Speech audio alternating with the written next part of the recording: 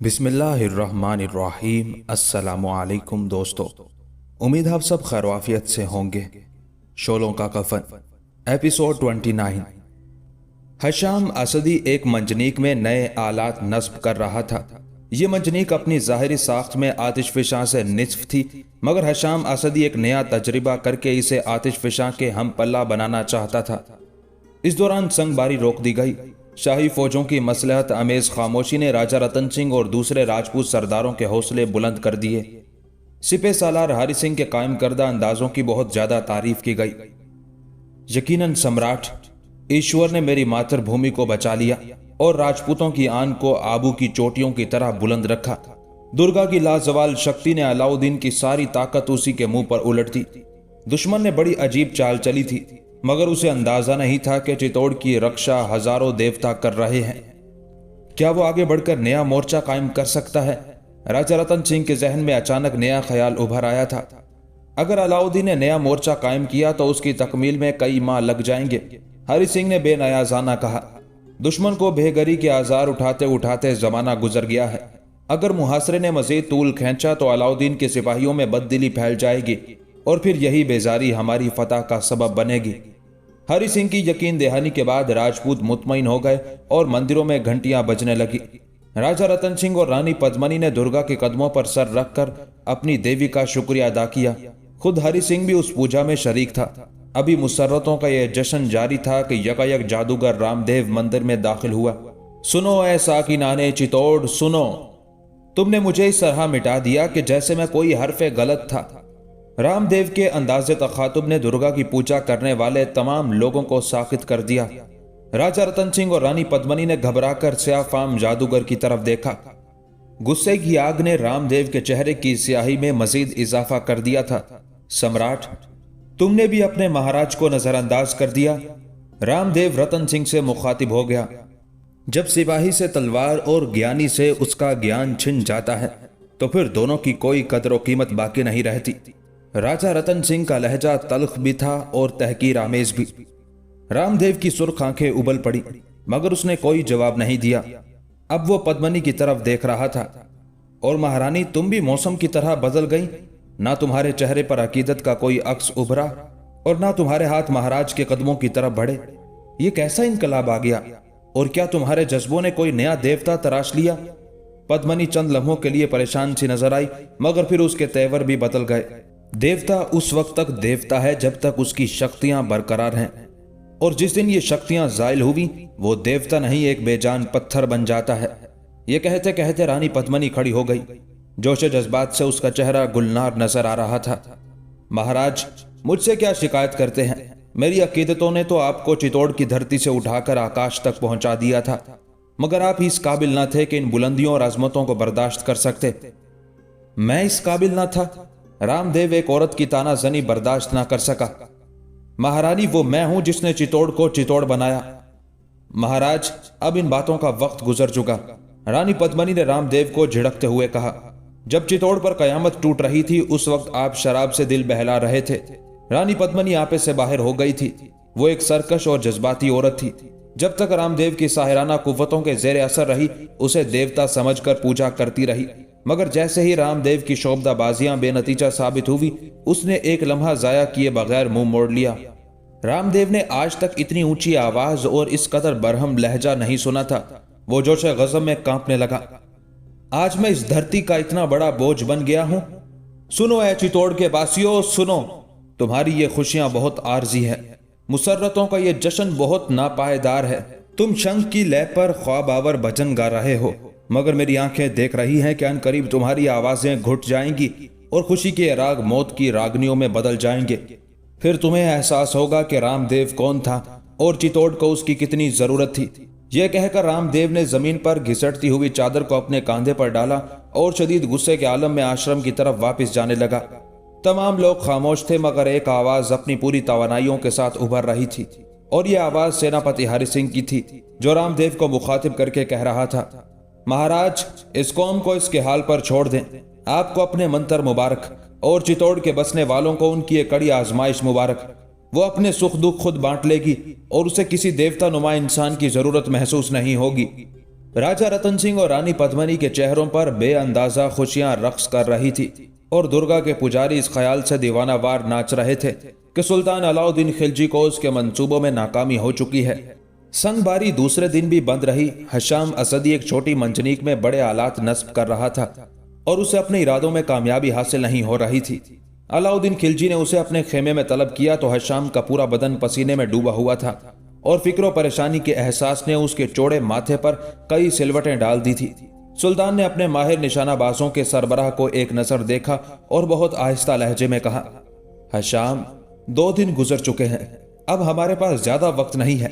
سلطان خلاف معمول نرم آواز میں بول رہا تھا۔ اسے بھی ہشام اسدی کے ذہنی اضطراب کا اندازہ تھا۔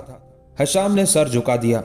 غلام اپنے شاہ کو ایک ایک لمحے کا حساب پیش کرے گا اور تمہیں ایسا ہی کرنا چاہیے کہ ہم بھی ایک ایک ساتھ کا حساب رکھتے ہیں۔ اس بار علاؤدین نے قدرے تیز لہجے میں کہا، سلطان والا ہاشم، چتوڑ اور اس کی تباہی کے درمیان بس ایک رات کا پردہ حائل ہے۔ ہشام اسدی سیدھا ہوا۔ اس کے بہتے ہوئے پسینے نے شاہی خیمے کے فرش کو بھگو دیا تھا۔ کل صبح کا سورج کیا طلوع ہوگا، سلطان کا جلال نمودار ہوگا اور پھر اس کی حرارت سے یہ پردہ بھی جل جائے گا۔ خدا کرے ایسا ہی ہو۔ سلطان نے اپنا دایاں ہاتھ دراز کر دیا۔ ہشام اسدی پیچھے ہٹا اور الٹے قدموں چلتا ہوا خیمے سے نکل گیا۔ وہ رات ہشام اسدی نے منجنیق اور نئے آلات سے لڑتے ہوئے گزار دی۔ شب کے پچھلے پہر وہ اپنے مقصد میں کامیاب ہو گیا۔ ہشام نے اطمینان کی سانس لی اور قلعے کے صدر دروازے کی طرف دیکھا۔ قلعے کے عین اوپر ایک سرخ قندیل سی روشن تھی۔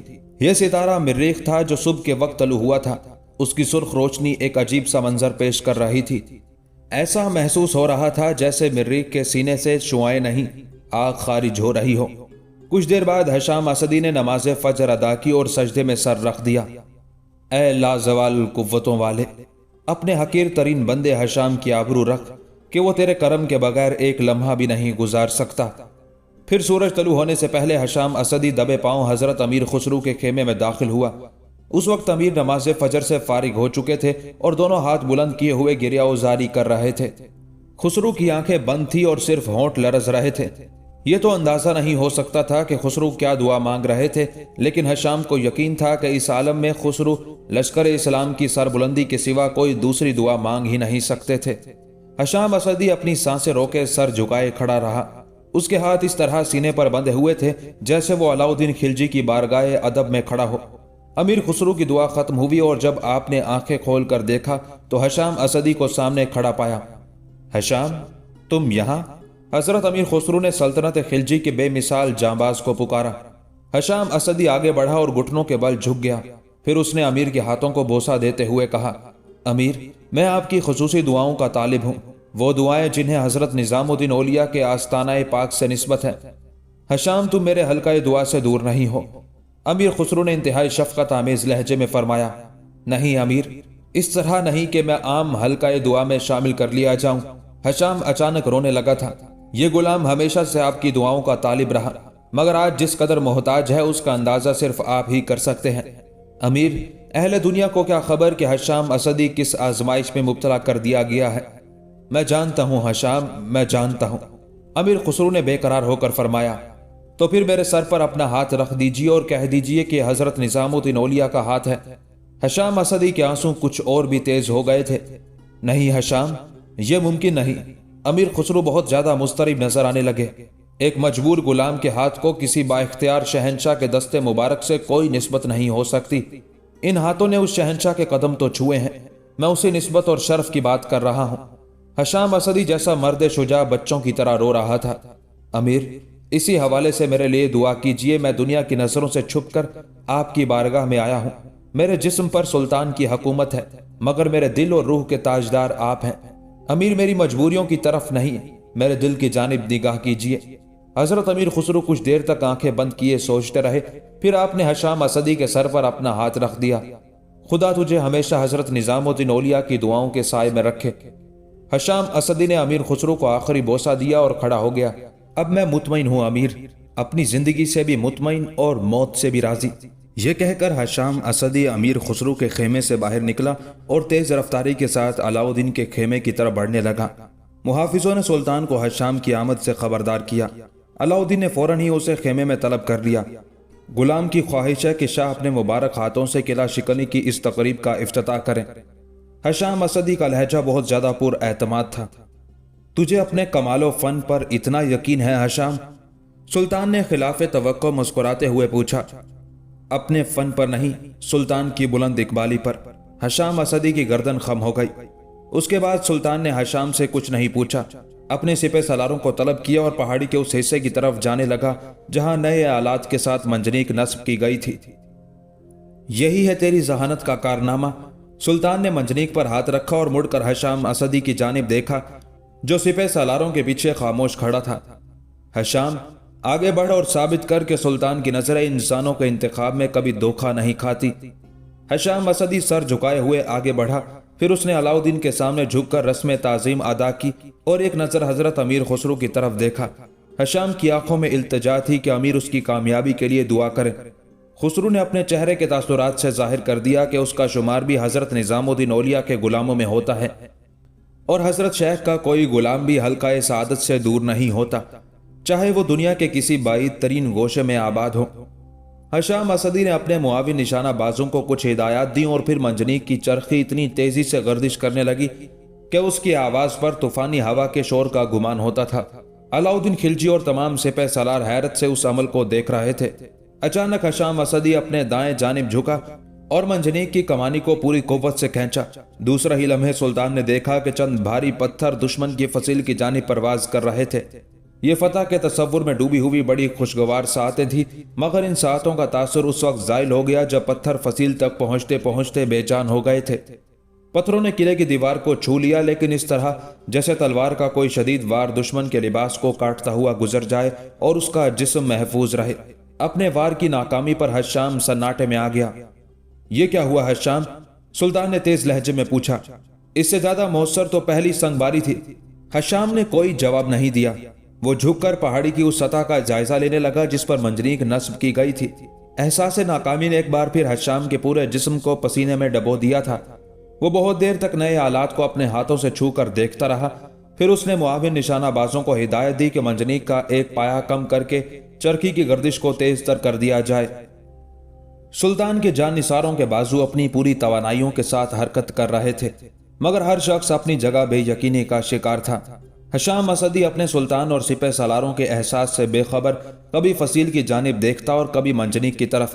پھر جب چرخی کی گردش سے پیدا ہونے والی آوازوں نے فضا میں ایک عجیب سا شور برپا کر دیا تو حشام تیزی سے جھکا اور اس نے دونوں ہاتھوں سے کمانی کو کھینچ لیا۔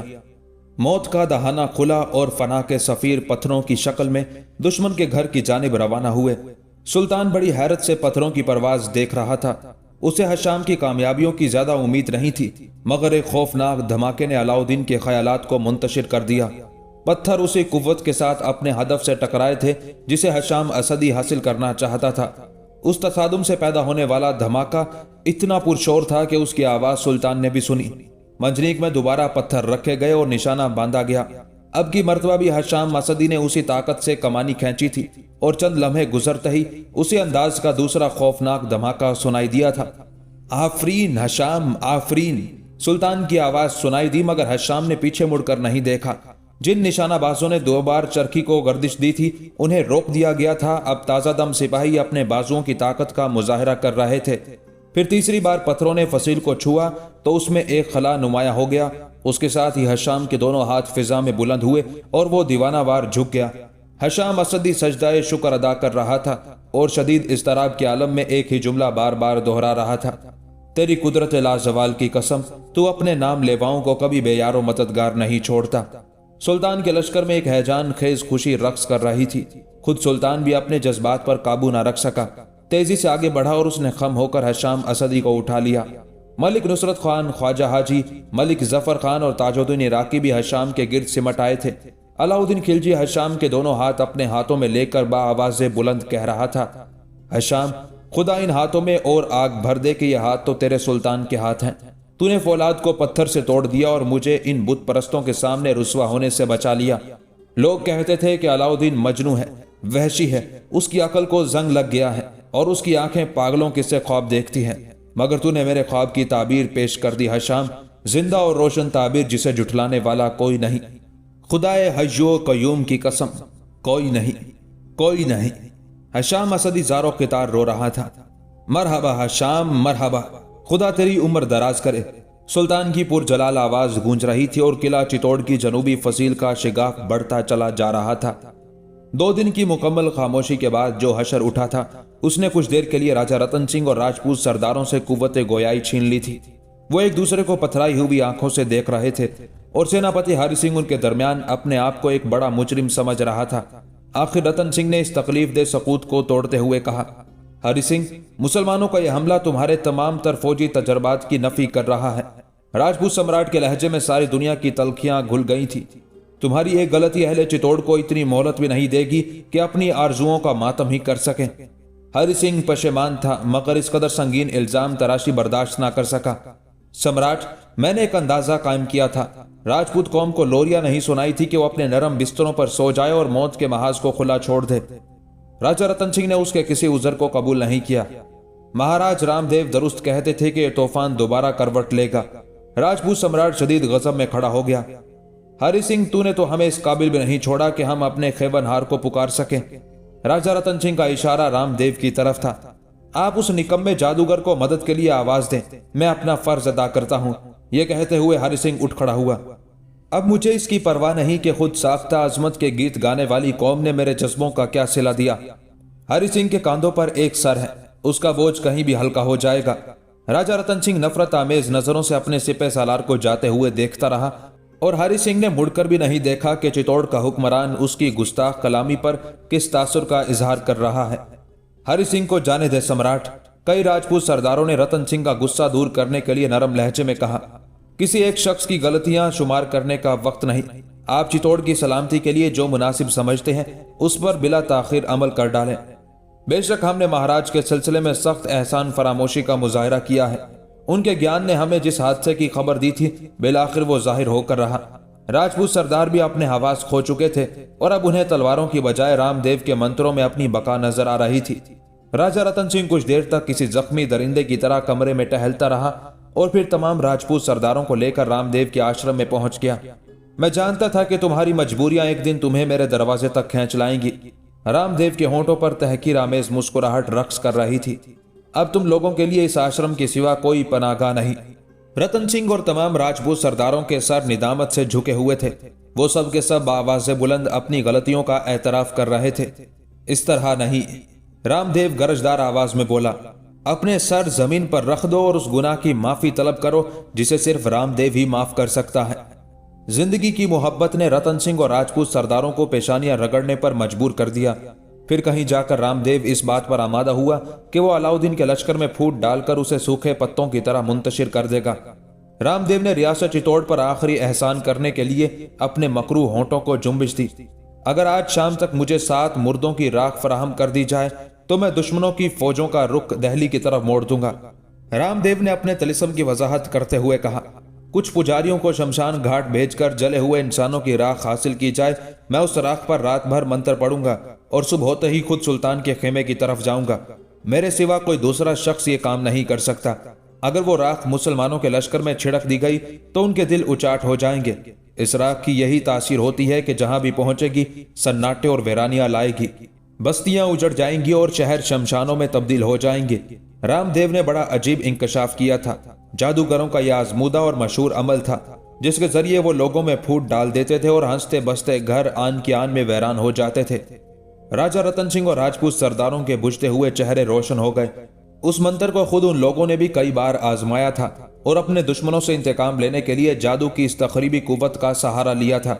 محاصرے کی وجہ سے شمشان گھاٹ کے تمام راستے بند تھے مگر راجہ رتن سنگھ کے حکم پر چند پجاری موت کے منہ میں جا رہے تھے۔ علاؤدین کے سپاہیوں نے پجاریوں کو روکا لیکن جب سلطان کو اطلاع دی گئی کہ کچھ ہندو اپنی مذہبی رسم ادا کرنے کے لیے شمشان گھاٹ کی طرف جانا چاہتے ہیں تو انہیں اجازت دے دی گئی۔ پجاری بہت خوش تھے کہ انہیں غیر متوقع طور پر اپنے مقصد میں کامیابی حاصل ہو گئی تھی۔ پھر جب وہ شمشان پہنچے تو ان پر لرزہ سا طاری ہو گیا۔ ہر طرف انسانی ہڈیاں بکھری ہوئی تھی اور تیز ہوائیں ان آدم زادوں کی راکھ کو اڑائے لیے جا رہی تھی جو سرکش بھی تھے اور نافرمان بھی۔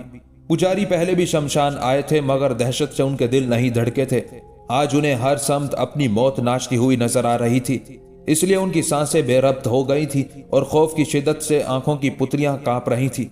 7 मुर्दों की राख समेटते समेटते पुजारियों का बुरा हाल हो गया था, और जब वो रामदेव के सामने पहुंचे तो ऐसा महसूस होता था जैसे शमशान से कुछ मुर्दे निकलकर महाराज रामदेव के आश्रम में दाखिल हो गए हों। राजा रतन सिंह और राजपूत सरदार पुजारियों की उस कामयाबी पर बहुत खुश थे। रामदेव भी दोनों हाथ लहरा लहरा कर चीख रहा था। अलाउद्दीन की आंखों पर पर्दे पड़ गए और उसने अपनी गर्दन मेरे हाथों में दे दी। अब तुम लोग जाओ, कल सुबह तक सुल्तान का लश्कर भी इस राख की तरह बिखर जाएगा। रतन सिंह राजपूत सरदारों के साथ राजमहल में लौट आया। रामदेव ने मंत्र पढ़ने के लिए आश्रम का दरवाजा बंद कर लिया था। हरि सिंह अपने मोतमद सिपाहियों की सफबंदी कर रहा था और सुल्तान के सिपाहियों की संगबारी जनूबी फसील में नए शिगाफ पैदा कर रही थी। सूरज के गरूब होते ही खौफनाक धमाकों की आवाजें बंद हो गई थी और रामदेव ने एक बहुत बोसीदा किताब खोल ली थी। चित्तौड़ का सबसे बड़ा शोबदाबाज आहिस्ता आहिस्ता किताब के औराक पलटता रहा। फिर एक खाली मकाम पर उसने कुछ तहरीर किया और पुजारियों की लाई हुई राख छिड़कने लगा। इबारत धुंधली पड़ गई। रामदेव ने एक तेज फूंक से उस राख को उड़ा दिया। हरूफ साफ नजर आने लगे। रामदेव ने यह अमल कई बार किया, यहां तक कि उसकी लिखी हुई इबारत पर बरसों पुरानी तहरीर का गुमान होने लगा। रामदेव मुस्कुराया और देवदासी के हाथ से शराब का लबरेज जाम पीकर सो गया। इस तवील तरीन मुहासरे के दौरान अहले चित्तौड़ के लिए वो पहली रात थी जब उन्होंने अपने दरवाजों पर मौत की दस्तक सुनी थी। राजा रतन सिंह, रानी पद्मनी और चंद राजपूत सरदारों के सिवा किले के तमाम मकीन जाग रहे थे। अगरचे संगबारी रुक गई थी, लेकिन हर शख्स को यही महसूस हो रहा था कि सारी दीवारें बैठ गई हैं और सुल्तान के सिपाही हर बुलंदी को पामाल करके किले में दाखिल हो चुके हैं। अब तो उन्हें अपनी परछाइयों पर भी दुश्मन के साये का गुमान होता था।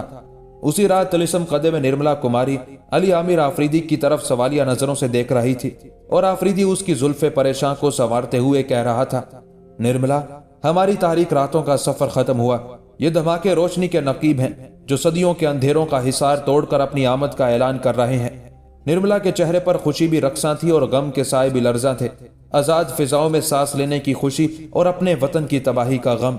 आफरीदी ने निर्मला की उस जज्बाती कश्मकश को महसूस कर लिया और फिर उस सुबह के गीत गाने लगा जो अपनी ताबिंदगी के बायस कौम और वतन के रिश्तों से बालातर थी। सुबह हुई तो रामदेव इस तरह आश्रम से बाहर निकला कि उसके हाथ में पुजारियों की लाई हुई राख थी और दूसरे हाथ में वो बोसीदा किताब जिसके एक वर्क पर रामदेव ने कोई इबारत तहरीर की थी। राजा रतन सिंह और रानी पद्मनी ने अपनी अकीदत का इजहार करने के लिए रामदेव के पांव छुए और वो स्याफाम जादूगर किले से इस तरह निकला जैसे तन तनहा सुल्तान के लश्कर को फतह करने जा रहा हो। रामदेव ने चंद गज का फासला तय करते ही मुर्दों की राख जमीन पर छिड़कना शुरू कर दी थी और जब वो सुल्तान के सिपाहियों के करीब पहुंचा तो पूरी राख खत्म हो चुकी थी। अब उसकी बगल में सिर्फ बोसीदा किताब दबी हुई थी। मैं अलाउद्दीन खिलजी का आदमी हूं, सिपाहियों के रोकने पर रामदेव ने वजाहत करते हुए कहा। सुल्तान को इतला दी गई तो वो हैरत ज़दा रह गया। अलाउद्दीन चित्तौड़ के किसी नुमाइंदे से मिलना नहीं चाहता था, मगर जब उसे बताया गया कि आने वाला सुल्तान का खिदमत गुजार है तो वह हकीकत हाल जानने के लिए मजबूर हो गया। सिपाही रामदेव को अपने नरगे में लेकर आगे बढ़े और जब चित्तौड़ के अजीम ज्ञानी को सुल्तान के रूबरू पेश किया गया तो रामदेव लरसते हुए जिस्म के साथ सजदे में चला गया। मैं सुल्तान के मजहब पर, सुल्तान की फतुहात पर और सुल्तान के जाहो जलाल पर ईमान लाया। रामदेव सजदे की हालत में बाआवाज़ बुलंद इकरार कर रहा था, मैं बुत परस्ती से ताइब होकर सुल्तान के हाथ पर इस्लाम कबूल करता हूँ। अलाउद्दीन एक अजनबी शख्स की उस हरकत पर हैरान हो रहा था। तू कौन है? सुल्तान ने रामदेव को गजबनाक लहजे में मुखातिब करते हुए कहा। हम तुझे पहचानते तक नहीं और तू हमसे करीबी रिश्ते का दावा कर रहा है। अलाउद्दीन ने अपने सिपाहियों को इशारा किया कि वो स्याफाम अजनबी को उठाकर सीधा कर दें। सुल्तान के मुहाफिजों ने रामदेव को खींचकर खड़ा किया तो उसकी बगल में दबी हुई बोसीदा किताब जमीन पर गिर गई। ये क्या है? सुल्तान ने उस सुर्ख कपड़े के मुतालिक दरियाफ्त किया जिसमें किताब लिपटी हुई थी। इस बात का सबूत कि मैं आपका पुजारी हूं, रामदेव ने दोनों हाथ जोड़ते हुए कहा। कुछ देर पहले तू बुतों का पुजारी था और अब हमारी परस्तिश का ऐलान कर रहा है। तेरे अकायद इस कदर तेजी से बदलते हैं। सुल्तान का लहजा कहर आलू था। कल तू मंदिरों में घंटियां बजा रहा था और आज जब तेरे लिए फरार का कोई रास्ता बाकी नहीं रहा तू हमारे सामने झुक गया। हम तुझे हुक्म देते हैं कि वापस जा और उन नाफरमानों के साथ अपना हशर देख जिनकी शिकस्त और बर्बादी की घड़ियां गिनी जा चुकी हैं। रामदेव ने झुककर किताब उठाई और वो सफ़ा उलटकर सुल्तान के सामने कर दिया जिस पर उसने गुज़िश्ता रात चंद सतरें तहरीर की थी। सुल्तान, मैं अपने सीने में हसरतों का गुबार लिए वापस चला जाऊंगा, मगर इस इबारत को एक नज़र ज़रूर देख लें जो मेरे जज्बात की तर्जुमान है। اور جسے زمانے کی آنکھ سے چھپائے چھپائے 25 سال ہو گئے ہیں۔ علاؤدین نے خسرو کی طرف دیکھا۔ امیر، اسے پڑھیں کہ اس بدحواس انسان نے کیا لکھا ہے۔ امیر خسرو نے اس عبارت پر نگاہ کی جو سنسکرت زبان میں تحریر کی گئی تھی۔ رام دیو نے اپنے شاگردوں کو مخاطب کرتے ہوئے لکھا تھا، ان لوگوں کے نام جو سلامتی چاہتے ہیں، میں رام دیو اپنے ماننے والوں کو خبردار کرتا ہوں، چتوڑ کے پہاڑ ایک ایسے شخص کے سامنے سجدہ ریز ہو جائیں گے جو دہلی سے مارواڑ کی جانب خروج کرے گا۔ وہ ایک خدا کا ماننے والا ہوگا اور جس کی شمشیر بے نیام پتھروں کے جگر تک کاٹ کر رکھ دے گی۔ میرے گیان نے مجھے بتایا ہے کہ وہ پیدائشی فاتح ہے، جدھر کا رخ کرے گا کامیابیاں اس کے قدم چومیں گی، جس نے بھی اس کا راستہ روکنے کی کوشش کی وہ تباہ و برباد ہو جائے گا۔ میں نے ستاروں سے کئی بار پوچھا ہے اور ہر مرتبہ ایک ہی جواب آتا ہے کہ اس کے ماتھے سے روشنی پھوٹ رہی ہوگی اور اس روشنی کے سامنے اقتدار کے تمام چراغ بجھ جائیں گے۔ اے میری قوم، اگر وہ شخص چتوڑ کی حدود میں داخل ہو جائے تو بے دریغ اپنے گھروں سے نکل کر اس کی راہ میں جذبوں کے پھول بچھا دینا، اس سے طاقت کی زبان میں بات نہ کرنا کہ دنیا کی ساری طاقتیں اس کی غلام بنا دی گئی ہیں۔ وہ سنسار کا وجیتا ہے۔ اگر میں زندہ رہا تو خود اپنے آشرم سے نکل کر اس کا استقبال کروں گا، اور اگر مجھے موت آ گئی تو تم لوگوں پر فرض ہے کہ اسے میرا سلام پہنچا دینا اور کہہ دینا کہ رام دیو نے تیرا بہت انتظار کیا۔ وہ رام دیو جو ہندوستان کا سب سے بڑا گیانی تھا اور جس کے مقدر میں آنے والے کا دیدار نہیں لکھا تھا۔ تحریر ختم ہو گئی تھی۔ خیمے میں ہر طرف گہرا سکوت طاری تھا اور سلطان کے چہرے پر عجیب سے رنگ ڈوب کر ابھر رہے تھے۔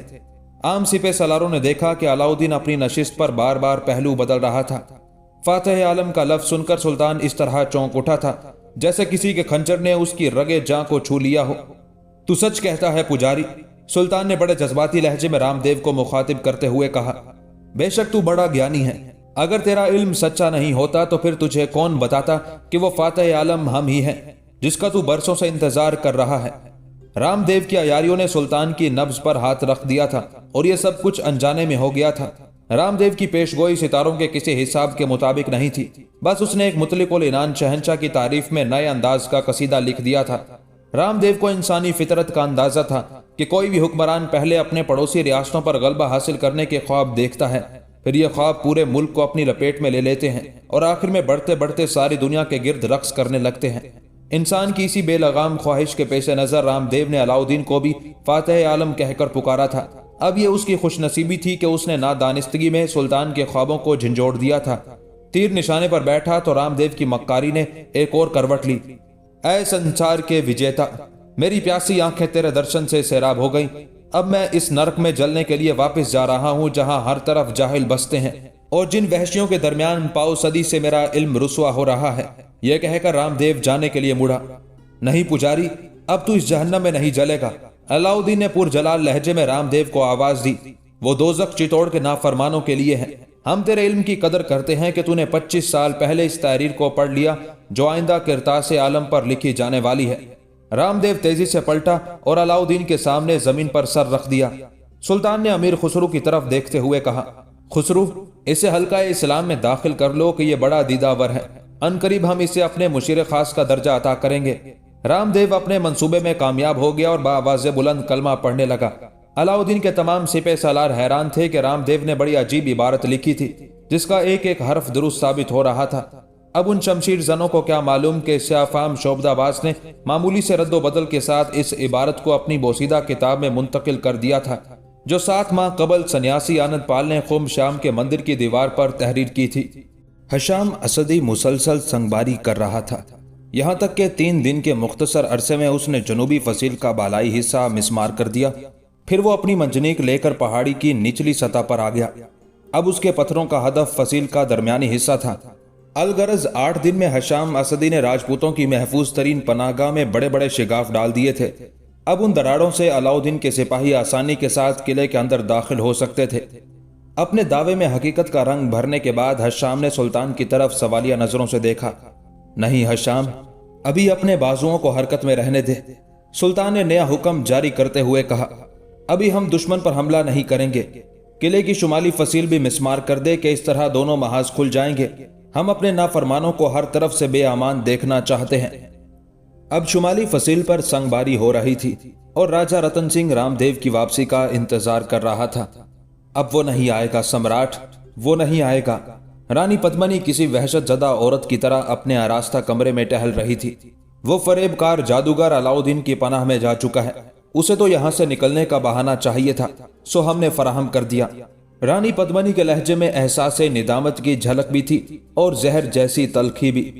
کیا خبر تھی مہارانی کے دھرم کے ادھیکاری بھی چھل اور کپٹ سے بھرے ہوئے ہیں۔ رتن سنگھ کے چہرے پر مایوسیوں کا دھواں پھیلا ہوا تھا۔ ہمیں ہماری تقدیر نے حسرتوں کے صحرا میں تنہا چھوڑ دیا ہے، جہاں نہ ابر کا کوئی ٹکڑا ہے اور نہ پانی کی کوئی بوند، بس حادثات کی تیز دھوپ ہے جو ہمیں جلانے کے لیے لپک رہی ہے۔ اب جلنے کو کیا باقی رہ گیا ہے سمراٹ؟ رانی پدمنی نے اپنے شوہر کی طرف دیکھتے ہوئے کہا۔ اس ایک شریر کے سبب سارا ہنگامہ ہے۔ پدمنی آگے بڑھ کر آئینے کے سامنے کھڑی ہو گئی۔ اس بھیڑیا علاؤدین کو نہیں معلوم کہ تمام ہرنیاں درندوں کی خوراک نہیں بنتی۔ میں وہ غزال دشت ہوں کہ ساری دنیا کے شیر بھی میرا تعقب نہیں کر سکتے۔ میرے قدم ہوا کے قدم ہے اور میری رفتار بجلی کی رفتار ہے۔ مجھے میری مرضی کے بغیر کوئی چھو بھی نہیں سکتا۔ ٹھاکروں کے غیرت مند خون کی قسم، سب کچھ جل کر راکھ ہو جائے گا۔ اس کے بعد رانی پدمنی نے تمام فوجیوں اور قلعہ نشین راجپوتوں کے نام ایک حکم جاری کیا کہ وہ سب کے سب قلعے کے میدان میں جمع ہو جائیں۔ پھر جب تمام لوگ ایک مرکز پر سمٹ آئے تو رانی پدمنی بڑی آن بان کے ساتھ اپنی رعایا کے سامنے نمودار ہوئی۔ اس وقت وہ گہرے سرخ رنگ کا لباس پہنے ہوئے تھی۔ پہلی نظر میں ایسا محسوس ہوتا تھا جیسے پدمنی اپنے خون میں نہائی ہوئی اہل چتوڑ کے سامنے کھڑی ہے۔ عظیم قوم کے عظیم وارثوں، تمہیں اس عورت کا سلام پہنچے جو رشتے میں تمہاری ماں کا درجہ رکھتی ہے۔ راجپوتوں کے دہکتے ہوئے سینوں میں جذبات کا آتش فشاں کروٹیں لینے لگا۔ بے شک تو ہماری ماں ہے، بیک وقت بے شمار آوازیں گونجنے لگی۔ راج ماتا اپنے بیٹوں کو حکم دے کہ وہ تیری خدمت کا حق ادا کر سکیں۔ رانی پدمنی نے اس ہجوم کو دیکھا جو شدید اضطراب کے عالم میں اپنی راج ماتا کی ایک جنبش لب کا منتظر تھا۔ تم جانتے ہو کہ دشمن نے پہلے تمہاری جنم بھومی کا محاصرہ کیا، پھر تمہارے پرکھوں کی ان سر بلند دیواروں کو ڈھا دیا، اور اب وہ چاہتا ہے کہ اس کے ناپاک ہاتھ تمہاری ماں کے سر سے آنچل اتار لیں اور وہ اسے برہنہ سر کھینچتا ہوا اپنے حرم میں لے جائے۔ یہ بڑی غلیظ گالی تھی۔ راجپوتوں کے دل و دماغ جل اٹھے اور ان کی زبانوں سے آگ برسنے لگی۔ وہ ہاتھ تراش دیے جائیں گے یا پھر تیرے بیٹے اپنے خون سے راجپوتوں کی نئی تاریخ لکھ جائیں گے؟ تو پھر میرے آنچل کی قسم کھاؤ کہ تم راجپوتوں کی تمام سابقہ روایات بدل ڈالو گے۔ رانی پدمنی اس آگ کو نئے انداز سے ہوا دے رہی تھی۔ تمہارے باپ دادا بھی غیرت مند اور شجاع تھے، مگر تمہیں ثابت کرنا ہوگا کہ تم سے زیادہ بہادر آسمان کی آنکھ نے کبھی نہیں دیکھا۔ مارواڑ کی تاریخ ہمیشہ خون سے لکھی گئی ہے، مگر جب میں تم سے رخصت ہو کر آکاش پر چلی جاؤں تو دیوتا مجھ سے کہیں کہ تیرے بیٹوں کے خون کا رنگ ان کے بزرگوں سے زیادہ تیز تھا اور اس میں آگ سے زیادہ حرارت تھی۔ ایسا ہی ہوگا راج ماتا، ایسا ہی ہوگا۔ راجپوت دیوانہ وار چیخ رہے تھے۔ پھر رانی پدمنی نے اپنا دایاں ہاتھ فضا میں بلند کر دیا اور اس کی اوڑھنی کا سرخ آنچل ہوا میں لہرا رہا تھا، اور ایک ایک راجپوت سپاہی اسے عقیدت و محبت سے چھو کر آگے بڑھتا جا رہا تھا۔ پدمنی کا ہاتھ شل ہو گیا تھا، مگر وہ انتہائی کرب کے عالم میں کسی مضبوط ستون کی مانند کھڑی رہی۔ راجپوت سپاہیوں کے جذبات ابھارے جا چکے تھے اور انہوں نے خوفناک عزائم کے ساتھ اپنے اپنے مورچے سنبھال لیے تھے۔ سب سے آخر میں سپہ سالار ہری سنگھ آیا اور اس نے پدمنی کے آنچل کو بوسہ دیا۔ ہری سنگھ تم؟ پدمنی چونک اٹھی۔ اختلاف رائے اپنی جگہ ہے اور راج ماتا کی عزت اپنی جگہ۔ ہری سنگھ نے پدمنی کا آنچل اپنے سر پر ڈالتے ہوئے کہا، سرکش و نافرمان بیٹے بھی اپنی ماں کی درد بھری چیخ نہیں سن سکتے۔ میری زندگی میں کوئی غلیظ ہاتھ اس آنچل کو نہیں چھو سکتا۔ ہری سنگھ، راج ماتا کو تم پر ناز ہے۔ پدمنی کی آواز لرز رہی تھی۔ دیوتا تمہارے اس دعوے کی شرم رکھیں۔ قلعے کی شمالی فصیل بھی مسمار کی جا چکی تھی۔ اپنی محفوظ ترین پناہ گاہ کا یہ حشر دیکھ کر راجپوت سپاہیوں نے قلعے کے دروازے کھول دیے اور سلطانی لشکر کی یلغار کو روکنے کے لیے باہر نکل آئے۔ علاؤدین گھوڑے کی پشت پر سوار تھا اور ایک فاتحانہ تبسم کے ساتھ اس تاریخی قلعے کی طرف دیکھ رہا تھا جسے ناقابل تذکیر تصور کیا جاتا تھا۔ راجپوت معماروں نے قلعے کی حفاظت کے لیے 7 دروازے تعمیر کیے تھے۔ قلعے کی مشرقی سمت میں سورج پول کا بڑا دروازہ تھا اور دوسری جانب لاکھوٹا باری تھی جس کے ذریعے دشمن کے داخلے کو روکا جا سکتا تھا۔ قلعے میں داخل ہونے کے لیے سب سے پہلے پاڑن پول سے گزرنا پڑتا تھا۔ اگر دشمن کا لشکر اس دروازے سے گزر جائے تو بھیرو پول اس کے راستے میں مزاحم ہوتا۔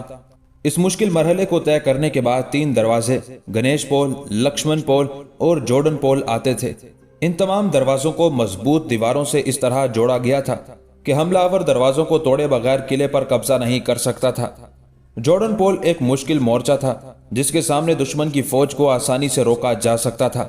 جارڈن پول کی اونچائی اور پیچ و خم مقامی سپاہیوں کے لیے ایک محفوظ پناہ گاہ کا درجہ رکھتے تھے۔ کچھ فاصلے پر ایک اور بڑا دروازہ رام پول تعمیر کیا گیا تھا۔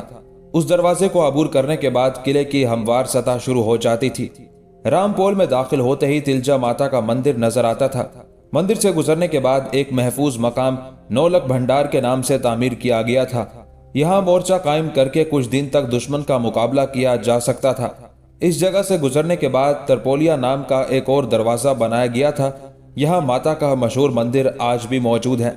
اسی مندر میں حکمران خاندان کے لوگ اپنی مذہبی رسموں کے مطابق پوجا پاٹ کرتے تھے، اور یہیں ایک خفیہ سرنگ بھی موجود تھی جس کا راستہ چتوڑ کے دور دراز جنگلی علاقوں سے مل جاتا تھا۔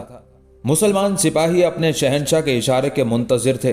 سلطان نے آخری بار اپنے مضطرب فوجیوں کی طرف دیکھا، پھر حضرت امیر خسرو پر نگاہ کی جو دائیں جانب موجود تھے۔ خسرو، حضرت شیخ نے اسی دن کے لیے ہمیں اپنی دعاؤں سے نوازا تھا۔ علاؤدین کا لہجہ بڑا جذباتی تھا۔ یقیناً سلطان معظم، یہی وہ دن ہے میرے شیخ کی دعاؤں کا نتیجہ اور میرے مرشد کے الفاظ کا صلہ۔ یہ کہتے کہتے امیر خسرو کی آنکھوں میں نمی سی جھلکنے لگی تھی، اور ان کی نگاہوں میں وہ پورا منظر ابھر آیا تھا جب حضرت نظام الدین اولیاء نے فرمایا تھا، خسرو، تمہارا سلطان بحکم خدا یہ مشکل ترین مارکا بھی سر کر لے گا۔ اور خسرو وہ دن آ پہنچا۔ علاؤدین کی پرجلال آواز گونجی اور شمشیر آبدار فضا میں لہرانے لگی۔ آگے بڑھو میرے جانبازوں، اور رتن سنگھ کا سر پرغرور اپنے سلطان کے قدموں میں جھکا دو۔ یہ 14 اگست 1303 کا تاریخ ساز دن تھا جب علاؤدین خلجی کے سپاہی سفیران اجل کے لباس میں راجہ رتن سنگھ کے لشکر پر ٹوٹ پڑے۔ راجپوتوں کی ایک شمشیر بکف جماعت نے سلطان کے جان نثاروں کی یورش کو بڑی مردانگی کے ساتھ روکا۔ وہ نہایت بے جگری سے لڑ رہے تھے۔ پہلے ہی حملے میں علاؤدین کے 50 سپاہی موت کا لقمہ بن گئے۔ راجپوت اپنی اس عارضی کامیابی پر بہت خوش تھے، مگر انہیں اندازہ نہیں تھا کہ دشمن سپاہیوں کے اس دستے کی قیادت علاؤدین کا مایہ ناز سپہ سالار خواجہ حاجی کر رہا تھا، جو عقاب سے زیادہ تیز نظریں رکھتا تھا اور اپنی سرد مزاجی میں کسی پہاڑی آبشار کے پانی سے بھی زیادہ ٹھنڈا تھا۔ خواجہ حاجی نے چند لمحوں میں اندازہ کر لیا کہ راجپوت سپاہیوں کے دل جذبات کی بھٹی میں تپ رہے ہیں اور ان کے دماغوں سے عقل و ہوش کی صلاحیتیں رخصت ہو چکی ہیں۔ ان پاگلوں کا راستہ چھوڑ دو اور انہیں اندر تک آنے دو، خواجہ حاجی نے چیخ کر فارسی زبان میں کہا۔ راجپوت سپاہی اس آواز کا مفہوم سمجھنے سے عاجز تھے۔ سلطان کے سپاہی اپنے سپہ سالار کے حکم پر لڑتے ہوئے پیچھے ہٹے اور انتہائی احتیاط کے ساتھ دائیں بائیں 2 قطاروں میں تقسیم ہو گئے۔ راجپوت سپاہیوں نے سمجھا کہ دشمن پسپا ہو رہا ہے، اس لیے وہ دیوانہ وار آگے بڑھے اور پھر کچھ دیر بعد ہی محصور ہو گئے۔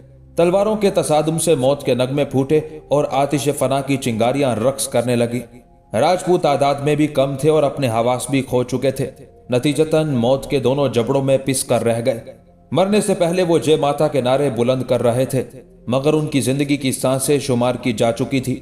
کوئی نعرہ کام نہیں آیا اور چتوڑ کے محافظوں کا ایک دستہ دیکھتے ہی دیکھتے اس موت کی خوراک بن گیا جس کے خونی ہاتھوں نے بہت پہلے ان کی دیوی کو بھی شکار کیا تھا۔ راجہ رتن سنگھ اور رانی پدمنی نے دل تھام کر یہ اندوہناک خبر سنی کہ راجپوت سرفروشوں کی ایک جماعت میدان جنگ میں اس طرح کام آ گئی کہ وہ دشمن کو بہت معمولی سا جانی نقصان پہنچا سکی۔ یہ شکست کی پہلی علامت تھی جس نے تمام ہوش مند انسانوں کو چتوڑ کے مستقبل سے مایوس کر دیا تھا، مگر اب صلح یا فرار کی کوئی راہ باقی نہیں رہی تھی، اس لیے راجپوت سپاہی موت کو گلے لگانے پر مجبور تھے۔ دوسرے دن ایک اور جماعت قلعے سے باہر نکل کر سلطانی لشکر کے سامنے سفارہ ہوئی۔ سپاہیوں کے اس دستے کی قیادت راجہ رتن سنگھ کا چھوٹا بھائی راجکمار آرسی کر رہا تھا۔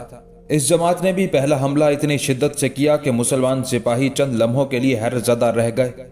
راجکمار آرسی آندھی کے کسی بگولے کی طرح اٹھا اور کچھ دور تک آگے بڑھتا چلا گیا۔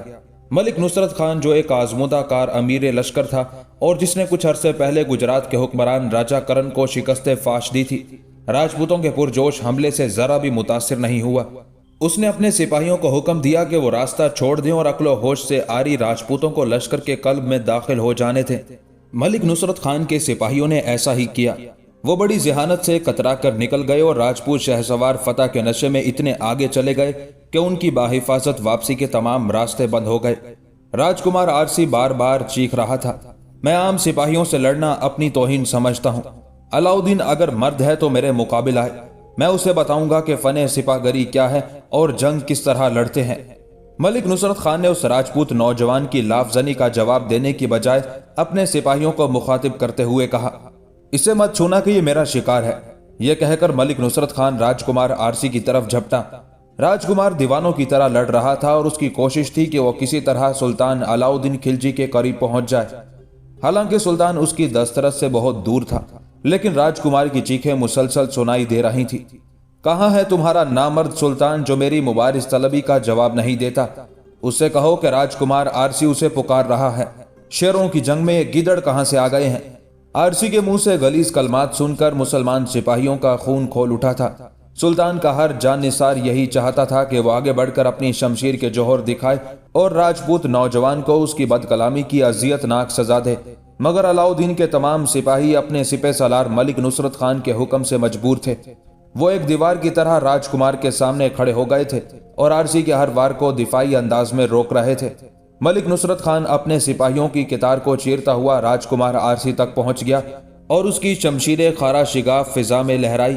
آرسی نے ملک نصرت خان کا وار روکنے کی کوشش کی، مگر اس کا دایاں ہاتھ زخمی ہو گیا اور پھر دوسرے ہی لمحے سلطان کے سپاہیوں نے دیکھا کہ راجکمار کی تلوار چھوٹ گئی۔ ملک نصرت خان نے اپنے ایک فوجی کو حکم دیا، اس کی تلوار اسے واپس کر دو کہ سلطان علاؤدین خلجی کے غلام نہتوں پر وار نہیں کرتے۔ مسلمان سپاہی نے گھوڑے سے اتر کر تلوار اٹھائی اور راجکمار آرسی کی طرف بڑھائی۔ راجپوت نوجوان نے حیرت انگیز پھرتی کے ساتھ تلوار لے کر ملک نصرت خان پر وار کیا، مگر اس کا حملہ رائے گاں گیا۔ داؤ پیچ کے مختصر سے مظاہرے کے بعد راجکمار آرسی مزید زخمی ہو گیا اور اس کی تلوار دوبارہ زمین پر گر گئی۔ ملک نصرت خان نے ایک مرتبہ پھر راجکمار کو اس کی تلوار لوٹا دی۔ مسلمان سپہ سالار کی طرف سے یہ انتہائی ذلت آمیز سلوک تھا، مگر راجکمار آرسی لڑتا رہا، یہاں تک کہ ملک نصرت خان نے اس کے جسم پر کئی گہرے زخم سجا دیے اور راجپوت نوجوان اپنے خون میں نہا کر تپتی ہوئی ریت پر گر گیا۔ اب اس میں اٹھنے کی سکت بھی باقی نہیں رہی تھی۔ اسے لے جا کر سلطان کے قدموں میں ڈال دو۔ ملک نصرت خان نے اپنے سپاہیوں کو نیا حکم دیا۔ راجکمار آرسی کو کھینچ کر سلطان کے قریب لے جایا گیا۔ راستے بھر وہ اپنی زبان سے علاؤدین خلجی کے لیے نازیبا کلمات ادا کرتا رہا۔ سلطان نے بڑی حقارت سے راجپوت نوجوان کی طرف دیکھا جو خاک میں لتھڑا ہوا زمین پر پڑا تھا۔ اسے نئی تلوار فراہم کرو کہ ہم بھی اس کے بازوؤں کی طاقت دیکھنا چاہتے ہیں۔ علاؤدین کی ہیبت ناک آواز گونجی اور قریب کے سپاہیوں میں ایک لرزہ سا پڑ گیا۔ سپہ سالار تاج الدین عراقی جو سلطان کے گرد ایک حصار قائم کیے ہوئے تھا، آگے بڑھا اور اپنی تلوار کو زمین کی طرف جھکاتے ہوئے بولا، سلطان معظم کا یہ عمل آداب جنگ کے خلاف ہے۔ اگر خدا نخواستہ عراقی کا جملہ مکمل نہیں ہونے پایا تھا کہ علاؤدین گرج اٹھا، تمہارا سلطان اپنے جنگ کے آداب خود بناتا ہے عراقی، اسے کسی دوسرے قانون کی ضرورت نہیں ہوتی۔ تاج الدین عراقی نے سر جھکا دیا اور راجکمار آرسی کو نئی تلوار دے دی گئی۔ راجپوت نوجوان نے شمشیر کے قبضے پر اپنی گرفت مضبوط کرتے ہوئے اٹھنے کی بہت کوشش کی، مگر زخموں نے اسے نڈال کر دیا تھا۔ وہ اپنی جگہ سے جنبش تک نہ کر سکا۔ پھر ایک طویل اذیت ناک کشمکش کے بعد اس نے علاؤدین کی دی ہوئی تلوار سے اپنی شاہرگ کاٹ دی۔ گرم لہو کا فوارہ سا ابل پڑا۔ راجکمار کچھ دیر تک تڑپتا رہا اور پھر اس کا جسم سرد پڑ گیا۔ تم نے دیکھا عراقی، سلطان کے بدخواہوں کا انجام کس قدر عبرتناک ہوتا ہے۔ علاؤدین نے سپہ سالار کی طرف دیکھتے ہوئے کہا، ہمیں تمام عمر افسوس رہے گا کہ یہ نوجوان فاتح عالم سے دست بدست مقابلے کی تمنا لیے ہوئے رخصت ہو گیا۔ کاش اسے موت اتنی مہلت دیتی اور پھر وہ اندازہ کر سکتا کہ سلطان کے بازوؤں کی ضرب کتنی کاری ہے۔ اس دوران باقی راجپوت سپاہی بھی لقمہ اجل بن چکے تھے اور جو زندہ بچ گئے تھے انہوں نے زخموں کی تاب نہ لاتے ہوئے اپنے آپ کو قیدی کی حیثیت سے سلطانی لشکر کے حوالے کر دیا تھا۔ علاؤدین کے حکم پر راجکمار آرسی کی لاش قلعے کے محافظوں کے سپرد کر دی گئی۔ جب آرسی کا خون آلود جسم قلعے میں پہنچا تو ہر طرف ایک کوہرام برپا ہو گیا۔ حکمران خاندان کی عورتیں ماتم کرتی ہوئی اپنے اپنے کمروں سے نکل آئی۔ راجہ رتن سنگھ کا چہرہ گیندے کے پھول کی طرح زرد ہو گیا تھا۔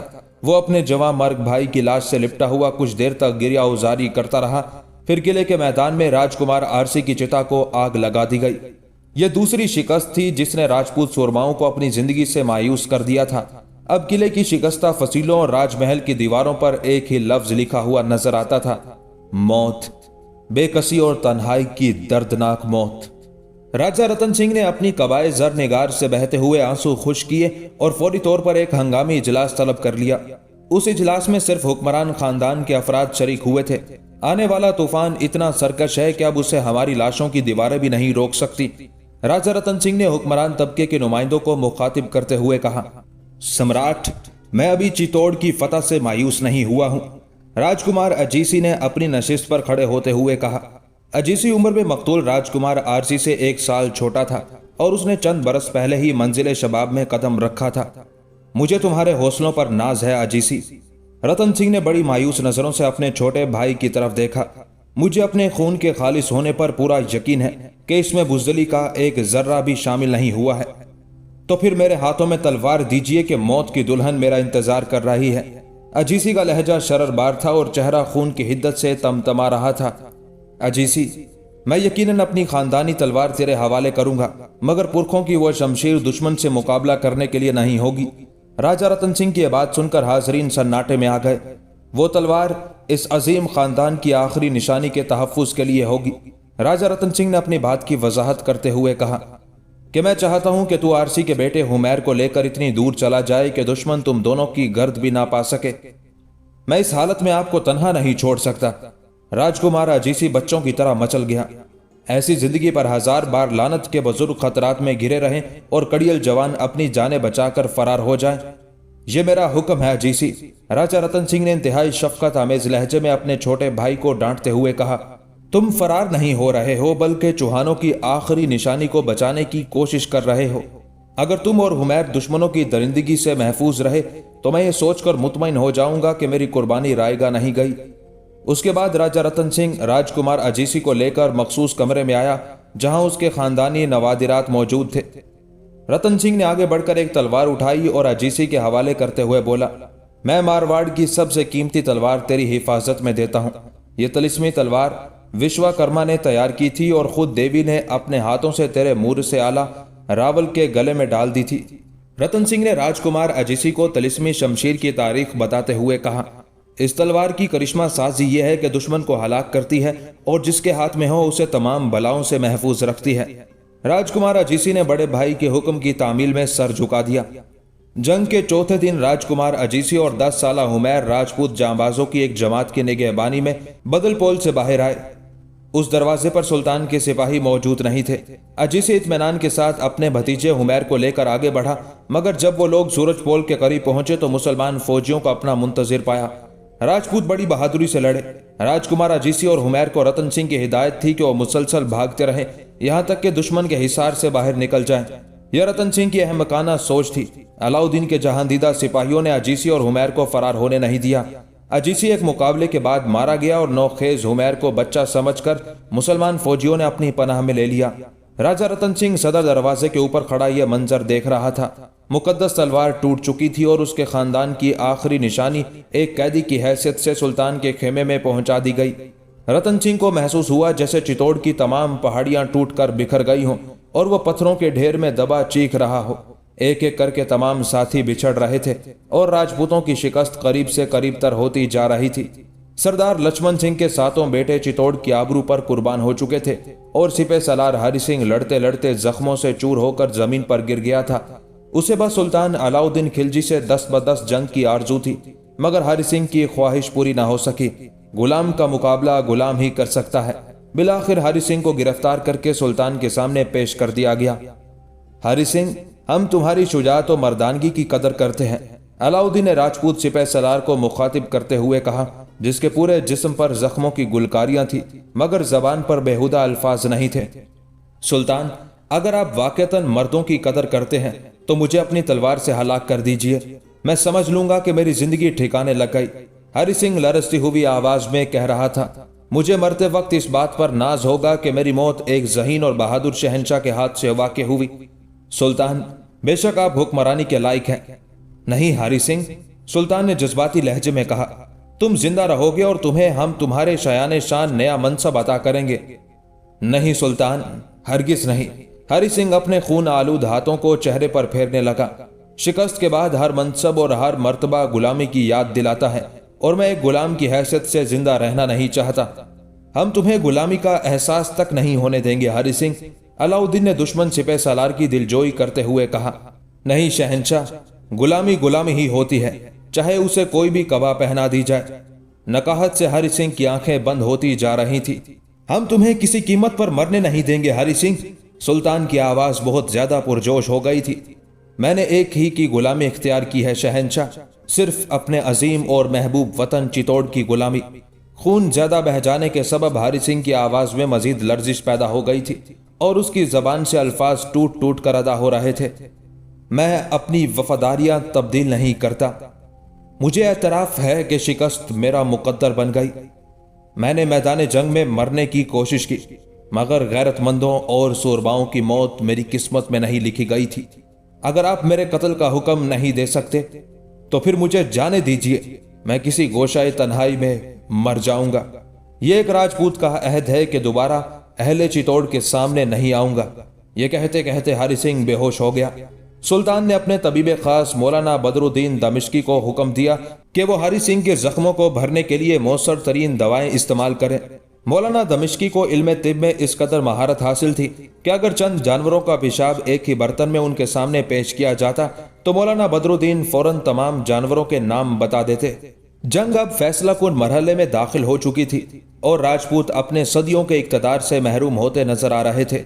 रानी पद्मनी के रिश्ते का भतीजा बादल सिंह मैदान जंग में जाने के लिए बहुत बेकरार था, मगर रतन सिंह महज इस ख्याल से बादल सिंह को इजाजत नहीं दे रहा था कि वो उसकी महबूब बीवी के खानदान की आखिरी निशानी था। राजपूतों की तारीख में बादल सिंह गोरा बादल के नाम से बड़ी शोहरत रखता है। वो 20 साल का एक खूबसूरत नौजवान था जिसके चेहरे से शाहाना वजाहत झलकती थी। सम्राट, जब आपके खानदान की कोई यादगार बाकी नहीं रही तो फिर बादल सिंह पर यह पाबंदी क्यों लगा दी गई है? रानी पद्मनी ने अपने शोहर से शिकायत आमेज लहजे में कहा। जब हजारों माओं की छातियां बेटों के फिराक की आग में जल गई तो फिर पद्मनी के साथ ये जिल्लत आमेज सलूक क्यों? बादल सिंह जिंदा रहा तो गुलाम बना लिया जाएगा और धरती मां हमेशा मेरे खानदान का नाम लेकर ताने दिया करेगी कि इसके भतीजे ने मौत से डरकर जंजीरें पहन ली। रतन सिंह कुछ देर तक सोचता रहा और फिर मायूस नजरों से बीवी की तरफ देखते हुए बोला, महारानी, मैं अजीसी, उमैर और बादल सिंह को हर कीमत पर बचाना चाहता था, मगर देवताओं को शायद मंजूर नहीं कि राजपूतों के ये वारिस अपने दुश्मन से इंतकाम लेने के लिए जिंदा रहें। कल हम बादल सिंह को लेकर अलाउद्दीन से आखिरी मुकाबले के लिए रणभूमि का रुख करेंगे। रतन सिंह ने अपना फैसला सुना दिया था। सम्राट, यह कहते हुए रानी पद्मनी रतन सिंह के कदमों से लिपट गई। तो फिर इस कनीज को भी रुखसत कीजिए। अब हम दूसरी दुनिया में मिलेंगे जहां दिलों के दरमियान कोई अलाउद्दीन खिलजी हिजरो फिराक की दीवार नहीं खींचेगा।